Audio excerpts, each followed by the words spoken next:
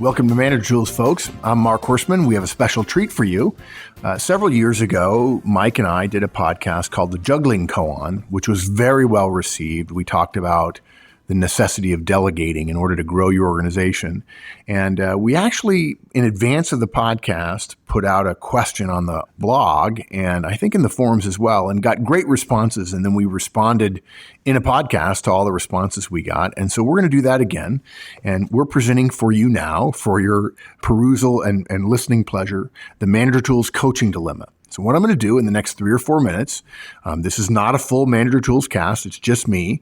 The Coaching Dilemma podcast will be coming out shortly, I think within 5 or 7 days of this cast being in the feed. And I'm going to present to you now what we call the Manager Tools Coaching Dilemma. I'm going to present a scenario, a management scenario for you, and we're going to ask you to come up with answers. And the way we want you to do that is go to the blog post that will be associated with this cast. The blog post, if you're listening to this now, it's already up. You may have already gotten, your RSS feed may have already shown you that there's a blog post up. And we want you to log in and give us an answer, what you think the answer is to the Manager Tools Coaching Dilemma. Now, folks, if you've already been to a conference, this is a question that comes up a lot. People say, who should I coach and how should I coach and so on. Well, of course, we cover that at the Effective Manager Conference. If you already know the answer because you've seen Mark do this scenario in front of the group at the conference, please don't be one of the first posters and say, oh, well, Mark already told me the answer is X, because that will tend to dampen other people's responses. But the idea here is to put in front of you a real world situation that thousands of managers face every day all over the world and see how you handle it. And we'd like to know what your answer is and why you think the answer is what it is. And Mike and I's plan right now, depending upon the volume of responses, is to have a cast that probably will come out in a non-standard cast way like this one is. So we won't take away an actionable weekly cast from the feed. We'll just do this in addition to our regular weekly casts. And we'll try to address all the answers we get and tell you why a particular answer is right or wrong and what we think about your answers and so on.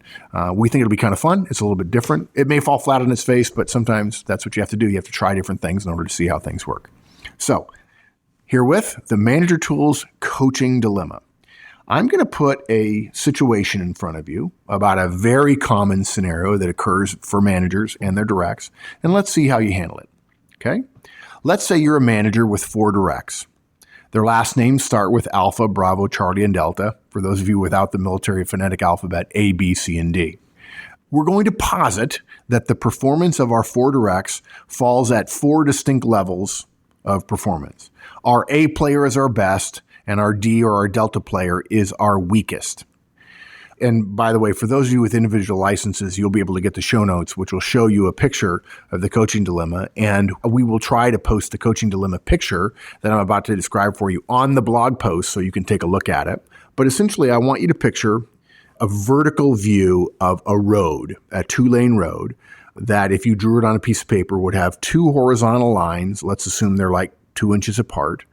Solid horizontal lines, and in between them, halfway in between them, and this would be a 3rd parallel line, would be another line, but it would be a dotted line. So in other words, it looks like a road with a dotted line in the middle. If the top of your page is north and the bottom of your page is south, then the road is going east-west across your page.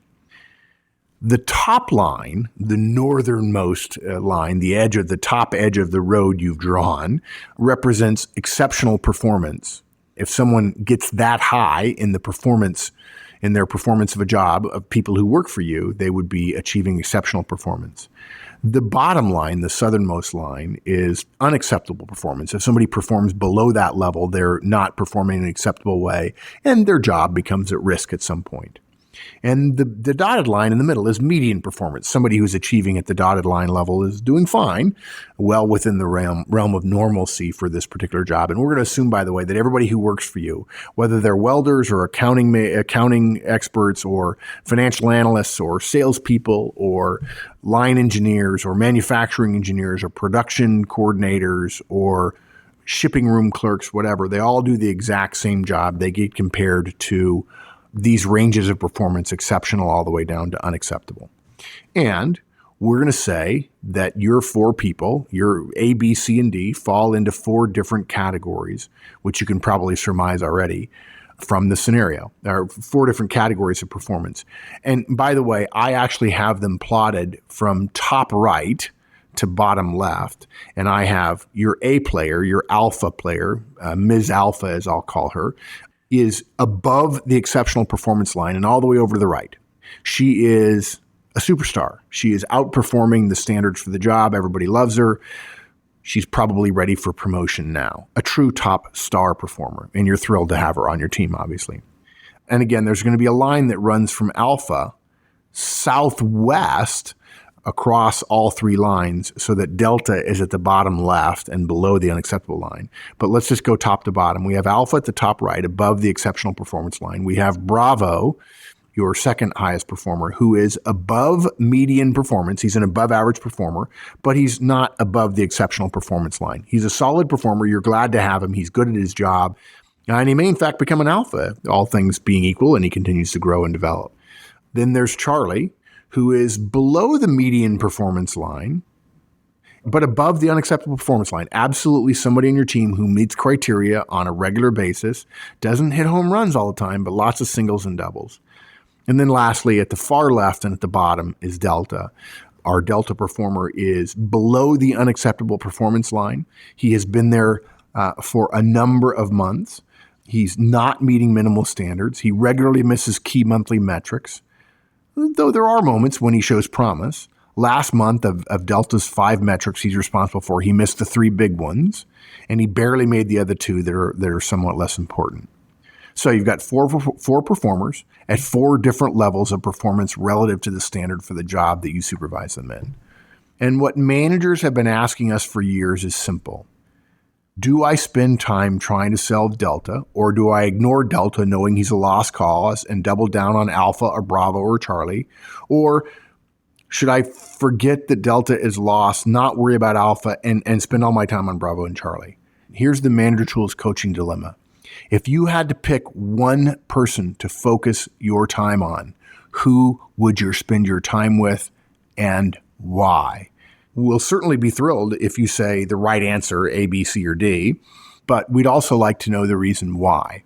And why is a big thing in this situation, because there are different reasons why A or B or C or D is the right or wrong answer. And by the way, this is just like the juggling koan. If a tree falls in the forest and no one's there to hear it, it doesn't make a sound. That's the correct answer to that Zen koan. And there is a right answer to the Manager Tools coaching dilemma, and we will reveal it in the cast that comes out in the normal feed probably a couple of weeks from now. So take a minute, think about it, go to the blog, write in your answer, let us know, and we'll do our best to summarize and point out answers that are generally in agreement or not in agreement with our recommendation.